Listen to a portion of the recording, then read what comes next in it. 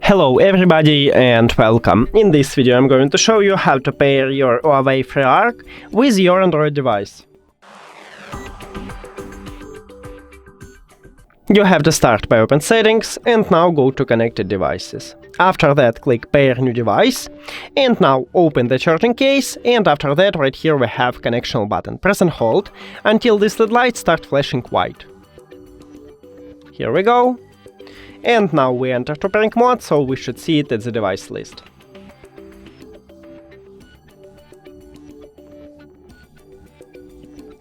Click on it, and then click pair. We did it!